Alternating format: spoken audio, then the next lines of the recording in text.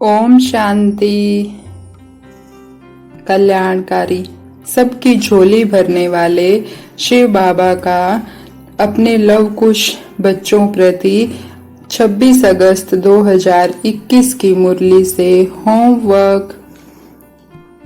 आज बाबा ने सारी ही मुरली में सर्विस करने के लिए कहा।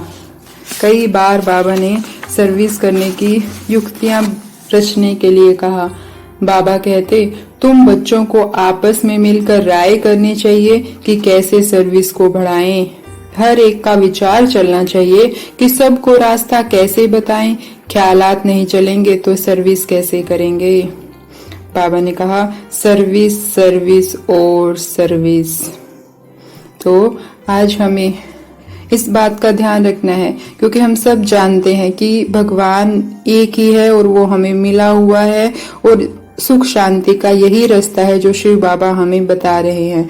तो हमें अपने अड़ोसी पड़ोसी रिश्तेदारों को और भी जिन आत्माओं से हम मिलते हैं उनको बताने कैसे हम रास्ता दिखाएं शिव बाबा का, इसकी युक्ति रचनी चाहिए। कोई ना कोई सेवा हमें करते रहना चाहिए। अगर हम वाचा से नहीं कर सकते तो मनसा से करें, मनसा से नहीं कर सकते तो कर्मों से करें। लेकिन हमारे मन में हमेशा ख्याल रहना चाहिए कि मैं कोई ना कोई सर्विस में लगी रहूं। कैसे अपने रिश्तेदारों को, कैसे अपने ऑफिस में काम करने वालों को बताऊं कि भगवान आया हुआ है, वो एक है और वो सतयुगी दुनिया स्थापन कर रहा है। बाबा कहते हैं, बाबा हमें सर्विस के और तरीका भी बता रहे हैं। बाबा ने कहा कि किसी को वाणी द्वारा शिक्षा देना तो कॉमन बात है, लेकिन सभी अनुभव चाहते हैं, तो अपने श्रेष्ठ कर्म और श्रेष्ठ संकल्प की शक्ति से अनुभव कराओ। तो जब हम वाणी से कहते हैं कि हमें भगवान मिला हुआ है, हम भगवान के बच्चे हैं, तो दूसरी आत्माएं कहते हैं कि क्या भगवान के बच्चे ऐसे होंगे, वो गुस्सा करते होंगे।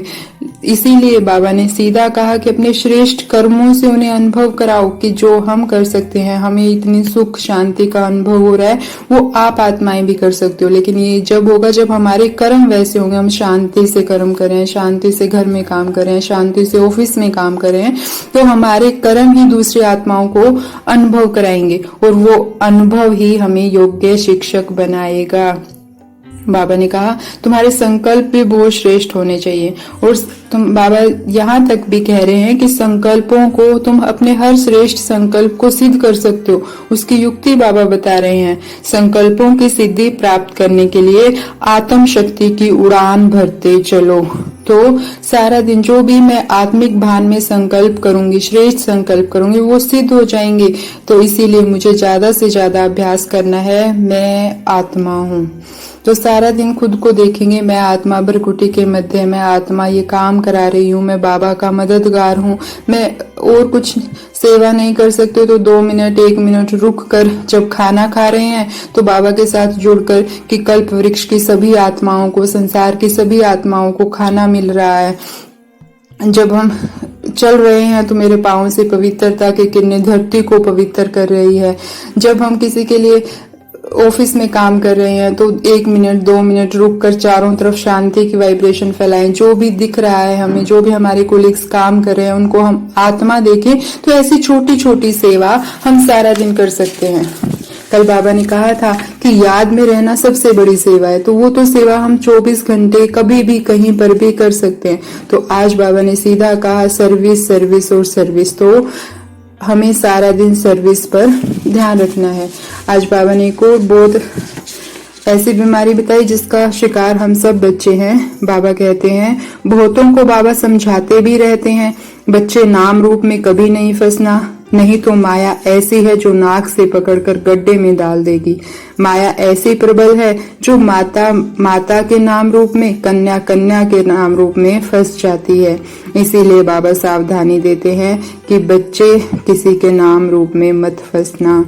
तो हम भी देखें, जब हमने भगवान को अपना मान लिया, हमारा ही वो बाबा है, माँ है, दोस्त है, जब सब कुछ ही बाबा ही संसार है, तो क्या मेरे मन में कभी कभी कोई बात आती है तो मेरी इच्छा होती है मैं सबसे पहले इसको बताऊं, अपनी मम्मी को बताऊं, अपने पापा को बताऊं।